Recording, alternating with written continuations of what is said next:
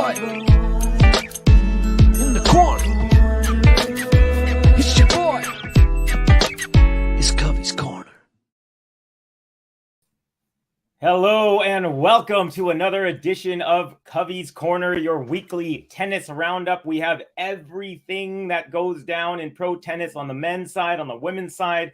We tell you what happened in the week so you never are behind as we look forward to a big tournament coming up, 1,000 level on both the ATP and WTA side at Indian Wells, which kicks off on Wednesday. And speaking of this very tournament, actually, before I get into that, please give us a like, give us a subscribe if you're new. We really, really appreciate all of your support. It helps us continue to bring you more and more tennis. Other ways to support, take a look at the screen right here. From Game to Love Tennis Podcast, support the channel. There's a link there, also in the description box below. And if you notice, I'm wearing my t-shirt. Yep, right there. Oh, wait, where am I there? Oh, you can just look at the logo because I'm always, they mirror it weird. There it is. There is the logo. It's my Game to Love shirt. Actually, you know what? I'm going to do one of these. I don't normally do this, but hopefully you can see that. Yep, you see the whole thing there. And right behind me above my head, I got my Nole hoodie. This obviously is from when he won the Australian Open and reached his 22nd Grand Slam title to draw level with Rafael Nadal. All right, folks. We got some regulars in the house. We got GSL. He said, it's your boy GSL. Hey, Kavi, how you doing, Gary? Great to have you. Suwon Lim, Kavi's Corner with a thumbs up. Thank you, Suwon. Thank you, Gary. Hey, GSL, SWL. Look at these guys. It's like the all initial team here. All right, folks, we are going to get right into it. So I mentioned earlier something about Novak. Well, Novak, though he's not playing at Indian Wells, he's always some of the biggest news that we have in the tennis world. So check this out. Kicking it off with the world number one. This is from at BNP Paribas Open. World number one, Novak Djokovic, has withdrawn from the 2023 BNP Paribas Open. With his withdrawal, Nicolas Basilashvili moves into the field. Hashtag tennis paradise. Unfortunately, the world number one, the man with 22 majors, is unable to enter the United States. Personally, I was expecting this the whole time. I did not expect him to get an exemption because at the beginning of the year, I recall the U.S. government saying that they're going to ease restrictions around May.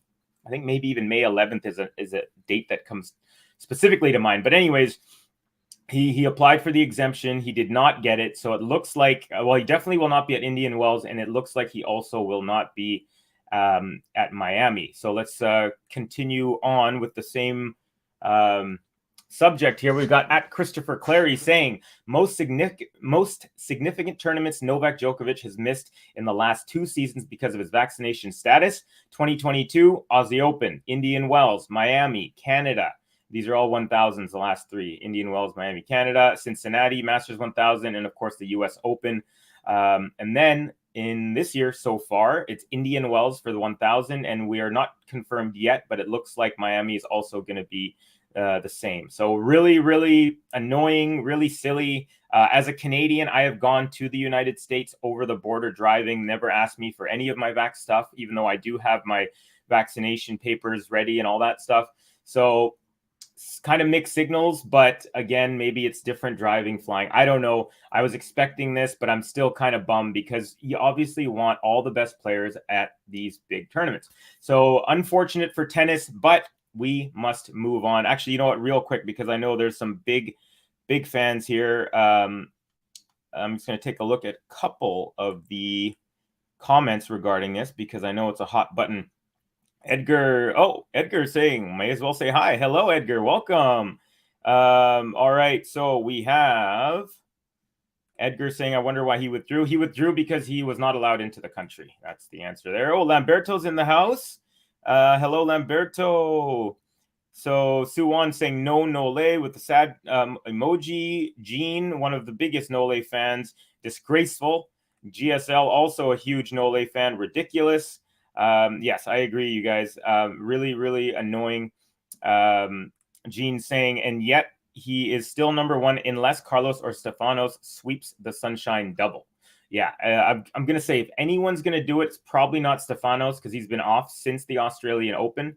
And I would be really surprised if he made it into form on time. Look at Casper Ruud last week. He took off since the Australian Open. He had a tough time as well over there, lost to Taro Daniel. So anyways, and then Lamberto saying that's so annoying. So, and Ems is in the house. Hello, Kavi, everyone, GTL, heart. And then Gary saying, imagine if you had played even half of those and also had his Wimbledon points. Yeah. I mean, we were not going to relitigate that, but I definitely see what you're saying, Gary, because, I mean, it's crazy impressive that look at all these. Look here. I'll put this back up again. This guy is world number one after missing 2,000 points, potentially Australia, 1,000 Indian Wells, 1,000 Miami, 1,000 Canada, 1,000 Cincinnati, another 2,000 in the U.S. Open. So yeah, I don't want to say it's a disgrace. I felt like I knew it was coming, but it is annoying and it's silly. Okay, moving on to the victors from last week. Here we are from at Tennis Updates 23. This week's champs, there's actually 5 of them, so there's one more slide. This week's champs, ATP 500 Dubai, Medvedev, 3rd title in a row. He is on absolute fire right now. ATP 500 Acapulco, Alex de Minaur, his first 500 level title.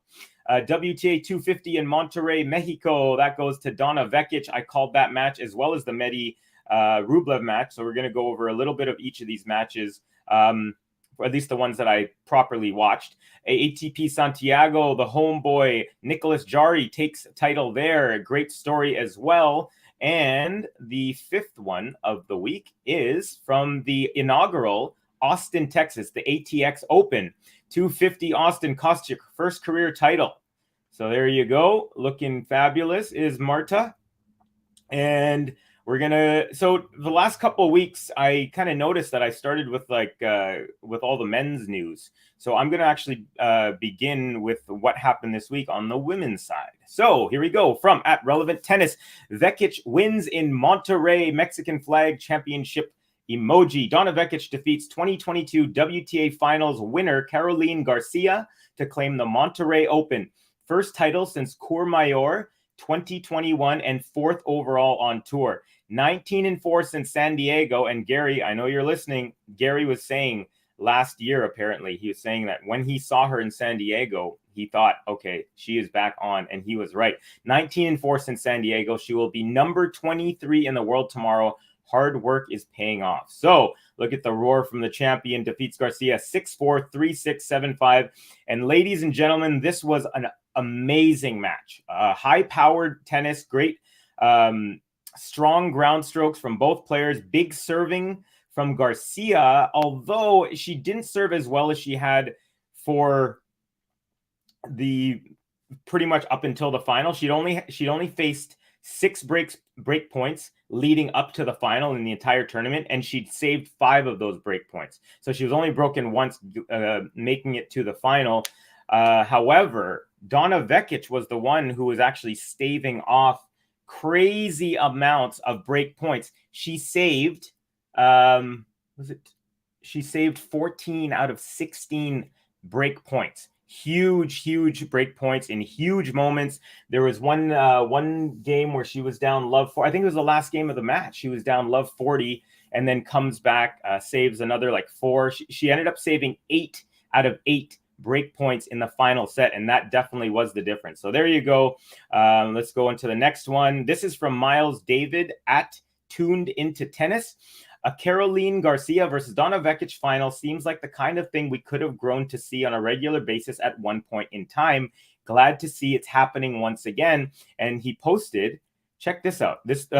Last night was their 9th meeting. I'm going to start from the bottom. So the first meeting, Vekic wins. Second meeting, Garcia wins. Third, Garcia. Fourth, Garcia. So 3-1 Garcia, right? Now 3-2 as Vekic wins. Now 4-2 Garcia. 4-3 Garcia. 4-4, and then Vekic wins yesterday to make it 5-4. And also, if you notice here, all but 2 matches went the distance. So these are 2 very, very well-matched players.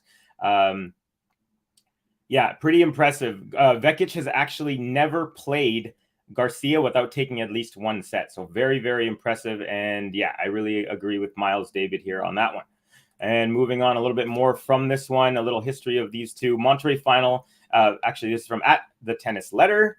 Monterrey final was one of the best matches of 2023, and I wouldn't have rather seen any two women play for the title more than Donna and Caroline. Vekic and Garcia have had two of the best comeback stories to the top of the sport that I can remember. Their love for tennis is pure and authentic, and you could tell by their smiles. Now, these photos are not from the actual match yesterday. These are different photos, but they both have beautiful smiles, and it's great to see.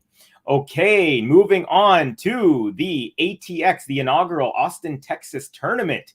Here we go at ATX Open. Champion emoji, flowers. Marta Kostyuk earns her first career title, defeating Varvara Gracheva 6-3, 7-5. Hashtag ATX Open, inaugural ATX Open champ. And there she is, rocking the all Wilson kit. She's wearing a Wilson dress. Wilson, she's all decked out in Wilson. I believe she's the first player to be all decked out in Wilson.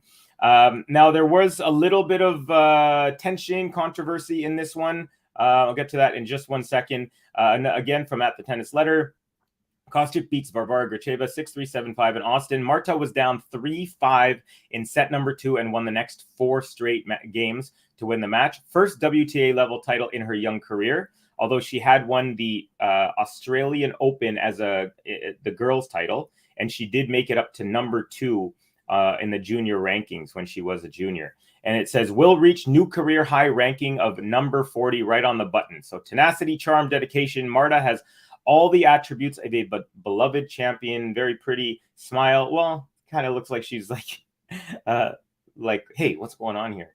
Look on her face. But anyways, clapping, and she is the champion. Now, there was a little controversy because it was a Ukrainian, Kostyuk, versus Gracheva, who's a Russian. And Kostyuk has been pretty vocal and pretty forthright about her feelings towards Russian players. I personally don't agree, obviously, because the Russian players are not the ones getting into these wars. But so there was some tension, as they did not shake hands and they did not mention each other in the trophy presentation speeches. So there's a little bit of awkwardness there. All the photos they took were solo, no two-person photos. And now, no one tried to shake hands and no one denied them. They just, neither of them did anything. Gracheva went straight to her bench after the loss. Kostyuk, she went straight to the umpire, shook hands, and then went to her bench. So there wasn't any like aggressiveness in like, oh, I'm putting my hand out, you're not reciprocating. It wasn't like that. It was just because I think Kostyuk has been pretty demonstrative in that she doesn't want to acknowledge maybe Russian players. Maybe Gracheva was like, I'm not even going to put myself out there in the case that she does deny me. I don't know if that's the case. That's just kind of how I'm thinking. But I do want to bring up a photo from just under 2 years ago. Now, check this out. Now, this is what really bothers me about war and, hatred and all these bad things. Check this out. This is from at JJ Loves Tennis.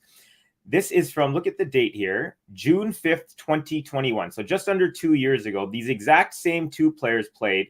And it says, look at this, lovely net moment between Kostyuk and Gracheva. They were already done with the handshake when Marta pulled her back in for a chat and a hug. So, you know what? It's war that these two players have, no decision-making process in, that's tearing them apart.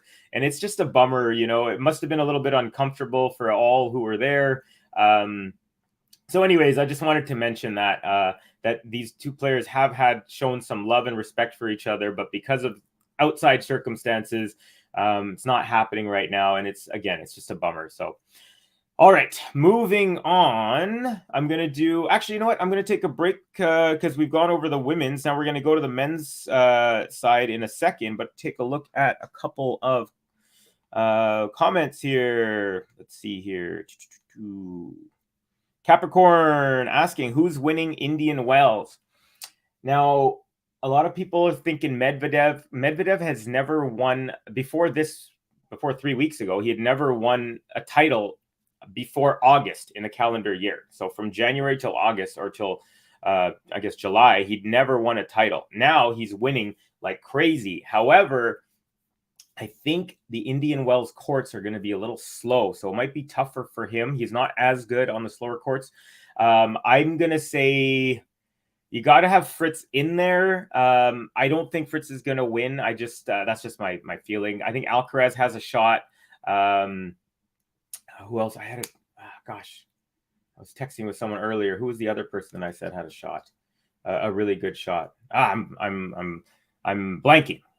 So anyways, and then on the women's side, honestly, the women's side could be anyone from Garcia, Vekic. Of course, Iga is going to be a favorite. Sabalenka is going to be a favorite. I think those are like, I think it goes Iga's a clear like top favorite. Sabalenka's like second. Oh, by the way, Ons Jabeur is going to be back as well, I hear. So that's really, really good news. Don't know if she'll be fit enough, without having played matches in quite a while. But yeah, I'd say Iga, Sabalenka are up there. I mean, I'm kind of a broken record. I keep saying Bencic, Sabalenka, Garcia, those kind of usual suspects. But the truth is, maybe someone like Bianca Andreescu could make a little run. I like to leave Ben and JG with the predictions because they're so confident in them, whether they're right or not. I've never been a predictions guy that much. I'm more just about the flow of the matches and see who's doing what. But yeah, so there's that. Sorry, Cap. I'm just skirting around pretty much. Let's see. Cap saying Garcia hates me. She refuses to win titles. Yeah, you're mentioning that yesterday as well. Edgar saying Garcia is overrated. I mean, I don't know. Last year she won 4 titles. One on grass, 1 on clay, 1 indoor hard court, 1 outdoor hard court, as well as the WTA finals. So, I mean, she's nothing to sneeze at for sure. Jean saying, been a long time coming for Kostyuk. Remember, 15 years old, she made the AO third round. Yeah. She's made it to the third round at AO, I believe 3 times as well. And 4th round at French once. So she's definitely doing well. Edgar saying Vekic underrated. This was a crazy match. I'm not sure if you're talking about the Garcia Vekic or the other one, but the Garcia Vekic was phenomenal. And yeah, Gene saying 14 out of 16 break points is insane. Yeah, it was really, really crazy. So we're going to move on, folks. We're going to move on to the men's side, starting with the unstoppable force, the Russian Daniil Medvedev at Relevant Tennis. Unstoppable force. We've got Daniil Medvedev defeats fellow Russian Rublev to win his 3rd consecutive title and claims his 18th trophy on tour. 14-match winning streak to win Rotterdam, Doha, and now Dubai. All of them in 3 straight weeks, like no weeks in between. So just boom. Sunday, win. Next Sunday, win. And then following Sunday, win. 1-6-2, 6-2. I called this match, and it actually wasn't as lopsided as the score would suggest. Medvedev was definitely the sharper of the two, but Rublev was really connecting with the ball well. Like, there's at least 7 or 8 points, no joke, at least at the bare minimum 7 or 8 points where if Rublev is playing anyone else on tour, he would have winners on those points. I mean, he's picking these right inside the line as hard as he can, forehand, perfect placement. But Medvedev has phenomenal range. He's 6'6", and he gets everything back. Obviously, his forehand isn't as much as a weapon, but one thing that Medvedev was really doing well was returning all these defensive shots past the service line on Rublev's side. So he never gave Rublev the opportunity to come in and just rip a short ball with a different angle. He always pushed him back far enough that Rublev wasn't able to exploit those angles. And it's a huge testament to his lung capacity and his energy, because 3 straight weeks he played, what did we just say, 18 matches in 3 weeks. 14 matches in 3 weeks. And he looked like he could have played another 2-3 sets after that match, and he was running around like crazy. So great job, Medvedev. Just a phenomenal effort and well-deserved. Great to see him back to where he was. So champion Dubai Tennis Championships.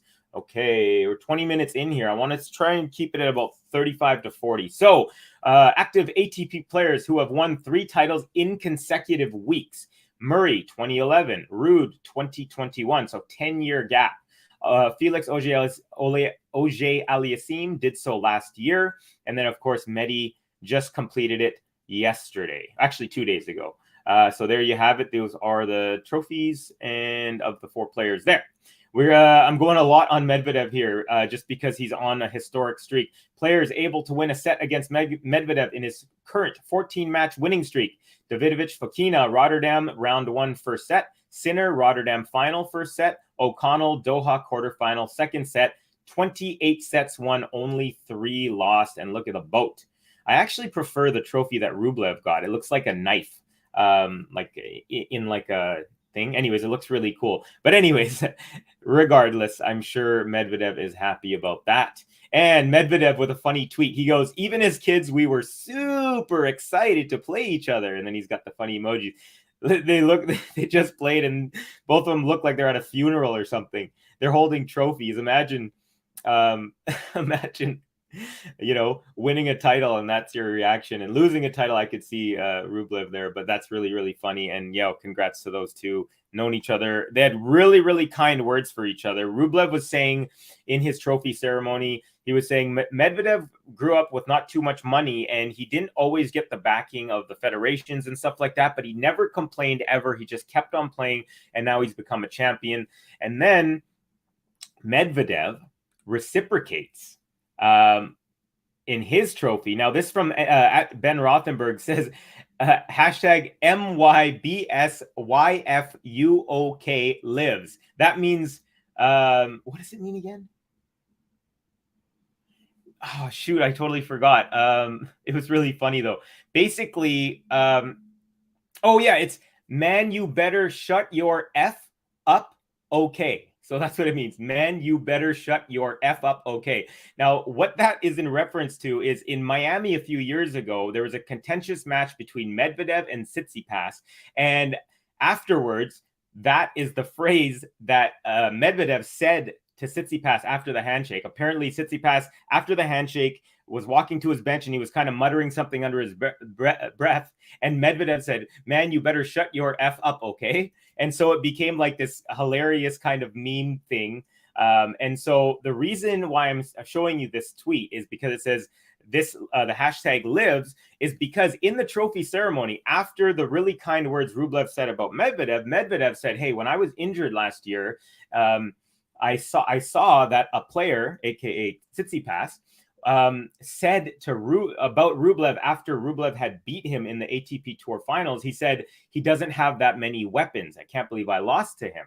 So Medvedev was saying, this one player said, Andre doesn't have that many weapons, and he said, I thought that was crazy because I believe that Andre is one of the most skillful players on tour. So basically, he was just kind of bringing that up again, and I thought it was really, really funny. So that's why I added that in there. And then one last one about Medvedev here at Relevant Tennis. So 2 weeks ago, I read off the list after he won 16, because basically Medvedev has won. So 3 weeks ago, he had won 16 titles, all in different cities, then 17 last week, and now 18. So this is the list. Sydney, Winston-Salem, Tokyo, Sofia, Cincinnati, St. Petersburg, Shanghai, Paris, London, Marseille, Mallorca, Toronto, New York, Los Cabos, Vienna, Rotterdam 3 weeks ago, or 2 weeks ago, Doha last week, and Dubai yesterday. Gio King. So he now holds the record for most titles without any of them being a second title at the same spot. So 18 titles in 18 different tournaments. Well done, Medi. Okay, now we're going to move on to Santiago, Chile. Another one from at Relevant Tennis. We've got champion on home soil, Chilean flag championship emoji. An incredible Nicolas Jarry defeats Echeverry of Argentina in Santiago and wins his second ATP title after Bastad 2019. What a way to finish the golden swing for the Chilean, who started 2023 as number 152 in the world and will be number 52 tomorrow. So in just 3 months, he's gone up 100 ranking spots. He won the match 6-7, 7-6, 6-2. And there you go, Chile Open champion, a Chilean. So the place was going nuts by all accounts. Now, I did not watch this match. I wasn't able to. But some more info. Actually, I wanted to I did want to scroll down here. Check this out. So a little more information. In 2023, Nicolas Jarry is 10 wins and 2 losses on tour. Rio semifinal and Santiago title. And of course, the 2 in the losses, one is the Rio, one was the Australian Open, and has played 11 times against higher ranked opponents, winning what's going on here? Winning 9 matches. Only losses are to Shelton at the Australian Open and Alcaraz in Rio. So very impressive streak. Now, a little bit more information on Jarry. You might be wondering, who is this guy? I've never heard of him, or I've heard of him, but he dropped out of my consciousness. That's because Nicolas Jarry, at Gaspar Lanca, Nicolas Jarry, who faced an 11-month doping ban in November 2019, writes the most beautiful chapter of his career by beating first-time finalist Tomas Echeverry 6-7, 7-6, 6-2 to win Santiago ATP 250 in front of his home crowd. So if you're wondering where this guy was, he had an 11-month doping ban, lost all of his ranking points, had to work his way back up. This guy's got a really big serve, nice forehand that he can place. He had Alcaraz on the ropes. Alcaraz ended up taking that final set 6-love, but I think it went to a tie break right before that, or maybe it was 7-5 in the second set for Alcaraz. Either way, it was like super duper close, way closer than anyone thought, and it was a great effort from the Chilean. So just wanted to throw that in there. Also, one thing I wanted to note, if you get a chance, we're not allowed to show video on here because of copyright stuff, and they might take the video down. But there is an adorable photo or adorable video of Jarry talking to the crowd with the mic, and he's holding his son in his hand, and his son's just reaching for the mic the whole time. It looks like he wants to eat it. Looks super cute. So if you get a chance, check that out. Okay, moving on to Mexico. Check it out at We Are Tennis. His biggest title in Acapulco, Alex de Minaur wins his maiden ATP 500 title, recovering a set down versus Tommy Paul, 3-6, 6-4, 6-1. Congrats, de Minaur. And look at that, massive pair, great sombrero, wonderful smile. He's got the A6 gear, and he is on cloud 9. Also, I didn't know that he speaks fluent Spanish, because in his acceptance trophy ceremony, he was speaking in Spanish for half the time, and it was like perfect. It wasn't like spotty half Spanglish type of thing. So there we go. Continuing on here at the tennis letter, Alex de Minaur, after beating Tommy Paul at Acapulco final. I know I may not play unbelievable tennis every day, but I know I'm going to fight till the end. I've got a whole lot of heart in this little body of mine. Yeah, I totally agree with him. He is one of those players that you can always expect to run every ball down, no matter what the score is, no matter what part of the tournament you're in. He is one of those players. So congratulations. We're going to continue on a little bit more information on Alex de Minaur, again, at Relevant Tennis. Australia's #1, Alex de Minaur, has claimed some great victories in recent months. Since the Laver Cup in September, he has a 20-9 win-loss record, 6-3 versus top 20s. And check out who he has defeated. This is very impressive. Murray, Shapovalov, Korda, Medvedev, Nadal, Rublev, Cressy, Runa, and Tommy Paul, currently #7 in the race. Again, sick sombrero, nice confetti, great big pair. You know, they have that book, James and the Giant Peach. Well, this is Alex and the Giant Pear. Gonna have to hydrate real quick.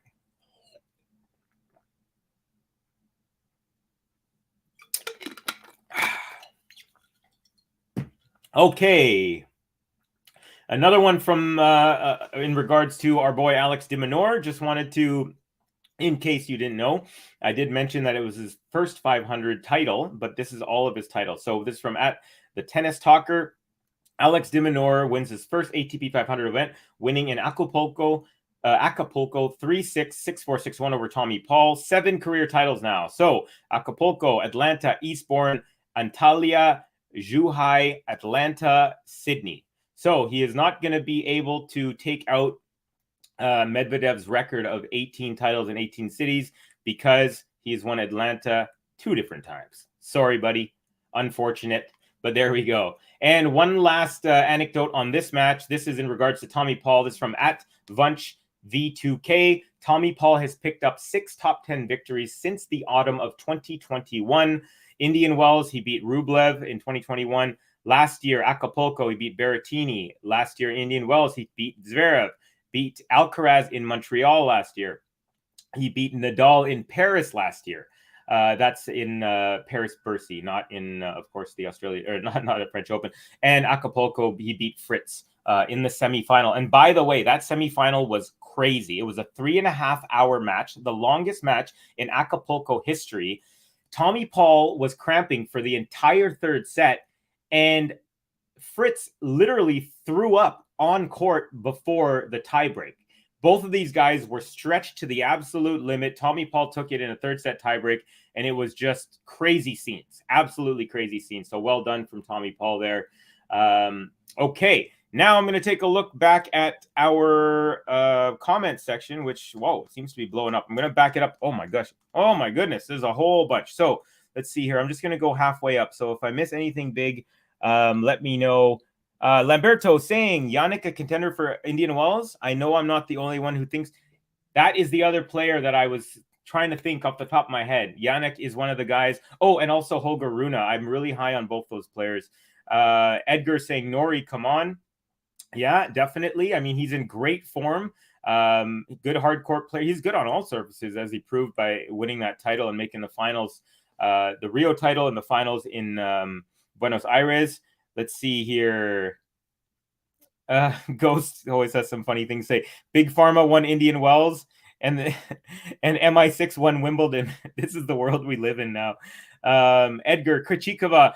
That's another one. See, this is the thing. I'm not. I should anticipate when people are going to ask me, and you know what I'm going to do from now on before for Covey's Corner for tournaments coming up. What I'll do is I'll write down who I think are some of my kind of favorites or people who I think are in the mix or in the they have a shot at the title. Yeah, Krejcikova is one of them. So you guys are all naming all these people who I have missed in my question. In regards to, you've missed the African Queen, Ons Jabeur. And Ons is still healing. I expect her to come at 75% so she doesn't re-aggravate her injury. Expect an early exit. Bajin saying, Jabeur looks good and healthy. GSL just saw that Kontaveit and Zheng are out of Indian Wells. Bummer. Yeah, I didn't know that. Gene saying that's sad for me. Let's see. What else we got? We got Cap saying Octi Evil is clinical right now, a surgeon. That's in reference to the octopus Daniil Medvedev. So, yeah, he's been absolutely on fire, and I'm really excited to see. Like I said before, he has never won titles in the first half of the year, even beyond that. But if he's won 3 now, why can't he win Indian Wells? So he's definitely in the running for sure. And let's see, what else? Question from Ghost, which I do not know the answer to. Were they playing with the Dunlop balls in Dubai? I'm actually not sure about that. I'd have to look that up, which I cannot do in this moment. But that's a good question. Let's see. What else here? Medi on form is a delight. Yeah, he really is. He's fun to watch, and his endurance is just next level. Okay, let's see. We're 33 minutes in. Okay, what I'm going to do is going to go through the last few slides, and then we're going to go through players of the week, but we're not going to do those just yet. So let's get into the next slide, which is in regards to Indian Wells. So from at Michael Samolsky, Indian Wells main draw wildcards. From the ATP side, Dominic Thiem, Jack Sock, Wu Yibing, Brandon Holt, Alex Kovacevic. Excuse me. On the WTA side, we have Sophia Kenin, we have Emma Navarro, we have Ann Lee, Katie McNally, Katie Volinets. On the tennis all-name team, of course, Peyton Stearns, Elizabeth Mandlik, and Diana Yastremska. So I made an error yesterday. I was talking about Kostyuk on the stream. I was actually doing the Vekic Garcia, and I said something about Kostyuk has had some issues with retiring when she was just like a few points away from losing. I mixed Kostyuk up with Yastremska. So if anyone caught that yesterday and you're watching this, I meant Yastremska, not Kostyuk. They're both Ukrainian. That's why I got that mixed up. Anyways, not sure why I'm talking about my errors from the day before on here, but that's all good. All right, now check this out, folks. Some news which we're going to elaborate on Cubby's Corner for next week, okay? Because it'll be official next week. But this is from @tennis. Did you know Rafael Nadal's historic top 10 streak, which began on April 25th, 2005, and will come to an end after Indian Wells is older than Twitter, How I Met Your Mother, and Guitar Hero. The first ever YouTube video was uploaded just 2 days before Rafa's streak began. So April 23rd of 2005, the very first YouTube video was uploaded, and 2 days later, we got Rafa entering the top 10 and hasn't left it, and officially will not have left it until after this tournament. So the reason we're going to go into that a little bit more is because it's in the live rankings right now, he's actually out, but that's not the official ranking. So it'll be after the Indian Wells. Another one regarding this topic, and this is from Novak Djokovic. So from @SK__tennis, Novak Djokovic hails Rafael Nadal for staying in the top 10 for almost 2 decades, despite all the injuries. #Novak Djokovic, #Rafael Nadal, #tennis. Now, this is the two of them looking dapper, Laver Cup in their tuxedos and bow ties. And here's the quote from Novak Djokovic on Rafael Nadal via Punto de Breakpoint, Spanish publication. Total respect for him. Being able to be top 10 for almost 20 years is honestly amazing, playing well on all surfaces. Also, he had injuries that took him off the tour, sometimes for almost 6 months, but he still managed to stay on top. Thumbs up for that. So nice, classy comment from Novak Djokovic, the world number one, and most people call GOAT. Definitely the current GOAT. But yeah, really classy. Really love to see the two of them show love for each other, because it's what it's all about in the end. Okay, and then one other injury note. Now, Rune, I believe it was the quarterfinal. Rune and Berrettini played in Acapulco. I called that match, and it was weird as all heck. So basically, Rune came out to a 4-love lead, and he was up 40-15 in the 5th game, and he was serving. So he was up 4-love, and he was 1 point away from being up 5-love. In 14 minutes, that's how long it took for him to be 1 point away from being up 5-love, okay? After 14 minutes, there was like a 45-minute rain delay. They come back. Rune wins the next point, so he's at 40-15. I think he aced, so he's up 5-love, and then he breaks Berrettini, and then he serves, and he's up 1-love. So when Berrettini withdrew after being down love 6, love 1, what happened was the crowd started whistling and booing him. But something that I didn't know and the crowd didn't know. So what happened was, apparently midway through the first set, he felt a pull in his calf. So he started just slow and not playing well. Then he gets the injury, but he never called for a trainer because soon after the injury happened, the rain delay occurred. So apparently, and this is something that we didn't know, Berrettini called the trainer during the rain delay. So it was off court. No one could see anything. So he calls the medical, or, the trainer, whatever. And they say, okay, you can still keep going. So he goes back on the court. No knowledge to us in the stands and me watching from TV. So I was like, what is going on? He looks like maybe something happened in his life outside, because he didn't show any particular strain or anything. And so I felt really bad afterwards because the crowd booed him, but nobody knew that he actually did call a medical timeout, because all of that happened behind the scenes. So everyone just thought he's playing really badly. He's losing love 6, love 1, and now he's just, quitting, giving up. That was not the case. So just wanted to, let everyone know that if you thought Berrettini was just giving up, he actually wasn't. And so here we go. This is from @Berrettini's wife, funny handle there. I was lucky to stop when I did, girl. It's my little girl right here. Hey, baby. So this is from Berrettini's Instagram. Go B. I'm doing something, baby. Says Berrettini, sad the tournament ended the way it did in Acapulco. Midway through the first set, I felt something happen in my calf muscle / behind my knee, and I feared the worst as the pain continued to worsen. My team and I arranged an MRI straight after the match, and the results showed I was lucky to stop when I did. Overall, the results were more positive than expected, so I will travel to Indian Wells with the hope of being able to compete. Thank you to the Abierto Mexicano de Tenis tournament team and everyone that came out to support the event. Prayer hands Hammer, because of course he is the Italian Hammer.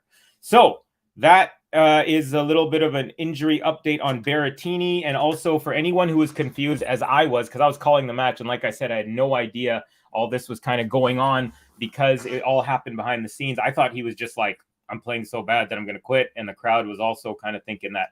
So anyways, that was that there.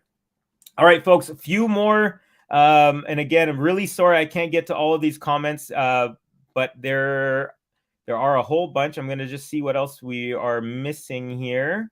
Anything big that I missed, and then we're going to go on to players of the week. Ghost saying the trophy was a Qatari dagger. I believe it's called a Qatar. Okay. Yeah, that was the runner-up trophy that I was alluding to that Rublev received, which I thought was sweet.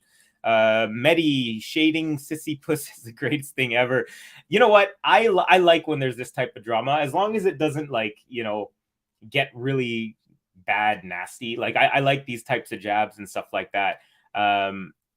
There you go there. Ghost, haha, love the name. I think he's talking about sissy pass. M saying Medi went to boss level after saying that about Rublev. Yeah, it was really, really cool. I need Rublev to beat Sissy now. It has to happen. The gods want it. Andre always had the same hair. Go saying, man, you shut your frick up. Translation for the kids. Okay, let's see here. M saying Stephanie's taking down a peg or two too cocky. I will agree with that sometimes. Definitely. And again, I'm not here to pile on Tsitsipas, but like I've alluded to many times, he's let me down so many times that I'm less sympathetic to him. Tsitsi just has many issues, including daddy and mommy issues. Gene saying Medi wants to win all of his titles in different cities. Yeah, he does. He's gonna stop going to places that he's already won before. So he'll miss like 1,000 tournament for a 250 just because he already won one of those. That would be hilarious. Minaur in the house. Hey guys, need to take a break due to personal reasons. Love you all. Hope you won't miss me much. We will miss you, and hope whatever's happening in your life straightens itself out. Thank you for joining us, Minaur. Always great to have you. Ghost saying Medvedev with major big brother energy. He's pushing back against spoiled diplots like Tsitsipas because Andre is too polite and shy to do it himself. I love it. There is some truth to that. I think Rublev is such a sweet person, such a sweet personality that he doesn't want to cause too much havoc and stuff like that. All right, folks, it's getting really late here. BJ's in the house. Great to have you. It's good to see Etch in a final on clay. Yeah, definitely. Jarry with a great victory there. Sue Wan Lim SWL saying, hoping Paul would be winning that one. Unfortunate for Paul there. Cramping up like crazy the night before. Ghost saying the Paul de Minaur match was so much fun. The dudes are running corner to corner, banging hard. I loved it. In the running for top 10 matches of the year so far. Yeah, both players were great. I think it would have been a little bit better if Paul wasn't so exhausted. But what's crazy is even though he played a 3.5-hour match, that match ended so late, and de Minaur's match went after that, and that one went three sets as well. So it was one of those cases where both players that made it to the finals, it was kind of unfair for both, but it was so unfair that it kind of became equally unfair, if that makes any sense. Okay, folks, now it's, let's see here. I'm going to do one more. GSL, Covey's Corner is quickly becoming must-see TV for tennis fans. But Covey, why isn't it titled Covey's Corner? That's actually a good question. I'm not sure. I'm always scared of doing the KK because if someone adds a third K trying to be funny, that, I don't want to be a part of any of that sort of stuff. Maybe that's why. That's good. Maybe something that we could consider switching before we become world famous before it becomes like 100,000 people watching live every stream I do. Okay, folks, I'm going to have to not cut off, but I'm going to have to one from Max, Jane and Max, because Jane and MJ, 3 more. We got Jane saying, hey, Ghosty, MJ, all lurking as always. Always great to have you, Jane. MJ is as well as an all-star here. You mean Gobi's Corner with her feeder? That's true. It is Gobi's Corner. And yeah, Gobi's Corner. Max, I wonder why Andre did to have Stefanos diss him. It seems like Andre did nothing wrong. I think Stefanos he was beaten by Rublev, and he was in that mode. It was right after the match. He was kind of pouting and saying, oh, I can't believe I lost to that guy. So it was kind of one of those things. But I think it was more of a heat of the moment thing. Tsitsipas did apologize later. Rublev never takes things personal. So in the end, it was all good. But I definitely like that. Ems is saying, thanks, Kavi. Looking forward to Indian Wells. All right, folks. So that's it for the comments. But we have the final thing that we have to do. Player of the week on the women's side. I'm going to give you 10 seconds. Let me know who you think it is. Then I'm going to play the button. So let me see those comments popping off with who you think is the player of the week on the WTA side. 5, 4, 3, 2, 1. Here she is. Donna. Vekic. Donna.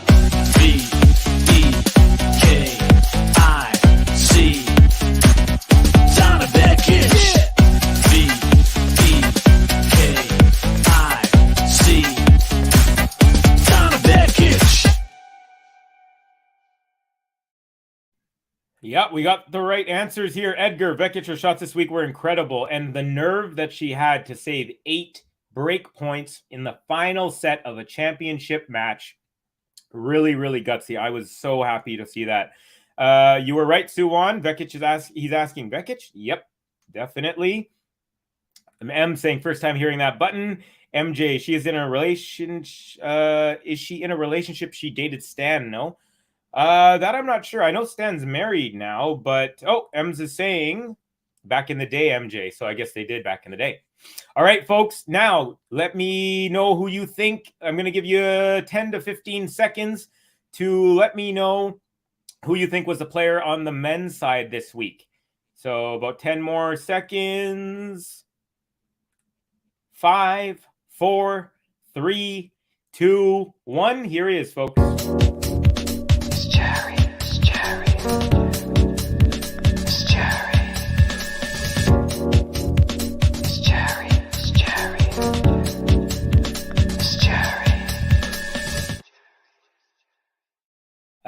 So it's the first time I have fooled everyone. Most of the time, everyone gets everything right. We had Medi, we had Medi, we had Medi, we had Medi, we had double Medi, and we had Edgar saying, oh my God, because I guess, wow, Jarry, BJ Fress, nice Jarry. And now the reason I'm saying Jarry is because all the adversity he'd gone through, the way that he played in the Rio tournament, he was phenomenal. He's only lost 2 matches this year, and he's gone up 100 ranking points in 3 months. Also winning a title on home, also overcoming the adversity of the doping charge. So it would have been easy to go with Medi, because obviously he's the hottest player on the tour right now. But I think Jarry deserved it. I don't think too many people in the tennis world are giving him that sort of love, and I definitely believe he deserved it. So that is why I chose Jarry. And I think that's going to be it, folks, for Kavi's Corner on, Monday, March 6th. I just wanted to remind you to stay tuned to our channel. I think later today, we're going to have the live draw reaction video from Indian Wells. So that's on the channel. And then, of course, always check our channel for any matches that we're going to be doing. Of course, we're going to be doing a whole bunch of matches from Indian Wells during this week. So definitely stay tuned. And I just want to thank every single... let's see here. Gary, you were close. Gary, Vekic, you were right, but I gave it to Jarry because he made it. He made 100. He went up 100 ranking points in 3 months, and he won a title on home soil. Suwon Lim saying thanks, Kavi and Gobi. Bye, guys. Thanks, Kavi. So thank you, guys. I really appreciate every single one of you for tuning in. I went a little bit long here today, but we had a lot of stuff going on in the tennis world. Again, like I said, stay tuned for the draw reaction video and for any matches that we will be doing for the Game to Love Tennis podcast from Vancouver, BC. My name is Kavi, and I will see you all this week and, of course, next week as well for another edition of Kavi's Corner. Peace out, y'all. It's Kavi's Corner. Give it a like. I said give it a like. Leave a little comment, share the video, and hit subscribe. That's right. Check out this other video.